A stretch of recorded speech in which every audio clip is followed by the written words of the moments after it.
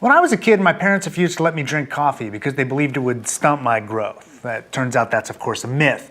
Studies have failed again and again to show that coffee or caffeine consumption are related to reduced bone mass or how tall people are. But that's just the tip of the iceberg. Break out your supersized cup of joe, because coffee is the topic of this week's Healthcare Triage.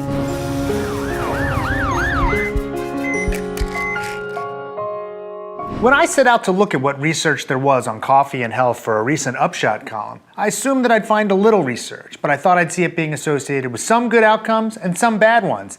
That didn't turn out to be the case. There are so many studies. To the research. Let's start with the heart. Just last year, a systematic review and meta-analysis of studies look at long-standing consumption of coffee and the risk of cardiovascular disease was published.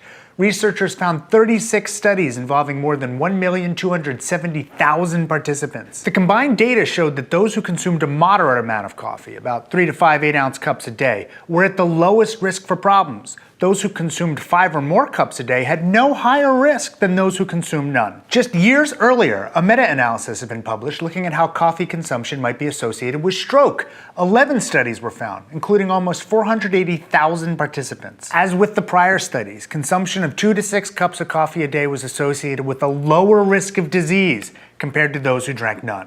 Another meta-analysis published a year later confirmed those findings. Rounding out concerns about the effects of coffee consumption on your heart, another meta-analysis examined how drinking coffee might be associated with heart failure. Again, moderate consumption was associated with a lower risk, with the lowest risk among those who consumed 4 servings a day. Consumption had to get up to about 10 cups a day before any bad outcomes were seen. Now you can find some studies linking caffeine to high blood pressure, but those usually aren't looking at coffee. You can also find studies linking unfiltered coffee to increases in serum cholesterol and triglycerides. But coffee that's been through a paper filter seems to have had the cholesterol-raising agent, known as caffestrol, removed. But those are process measures, not outcomes. High blood pressure and high cholesterol are of concern because they can lead to poor cardiovascular outcomes or death. But drinking moderate amounts of coffee is linked to lower rates of pretty much all cardiovascular disease. Even consumers on the very high end of the spectrum appear to have minimal, if any, ill effects. But let's not cherry pick. There are outcomes outside of heart health that matter. Many believe that coffee might be associated with an increased risk of cancer. Certainly, individual studies have found that to be the case, and these are sometimes highlighted by the media. But in the aggregate, most of those negative outcomes disappear. A meta-analysis published in 2007 found that increase in coffee consumption by 2 cups a day was associated with a lower relative risk of liver cancer by more than 40%. 2 more recent studies confirmed these findings. Results from meta-analyses looking at prostate cancer found that in the higher quality studies, coffee consumption was not associated with negative outcomes. The same holds true for breast cancer, where associations were also not statistically significant. It's true that the data on lung cancer show an increased risk for more coffee consumed, but that's only among people who smoke. Drinking coffee may be protective in those who don't.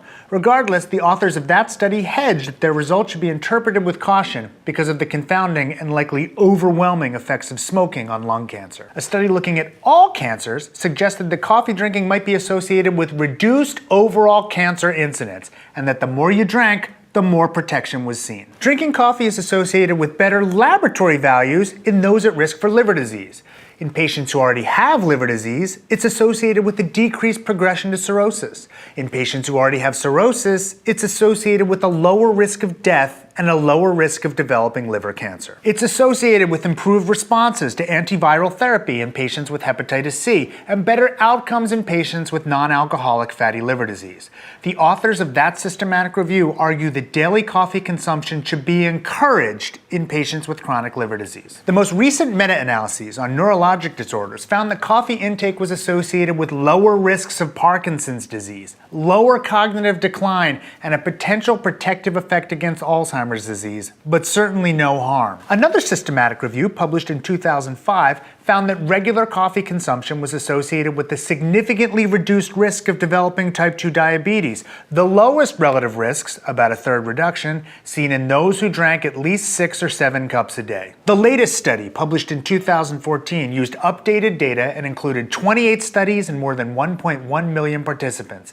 Again, the more coffee you drank, the less likely you were to have diabetes. This included both caffeinated and decaffeinated coffee. But what about all-cause mortality? There have been 2 meta-analyses published within the last year or so. The first reviewed 20 studies including about 1 million people, and the second included 17 studies containing more than 1 million people, and both found that drinking coffee was associated with a significantly reduced chance of death, period. Okay, let's take a breather.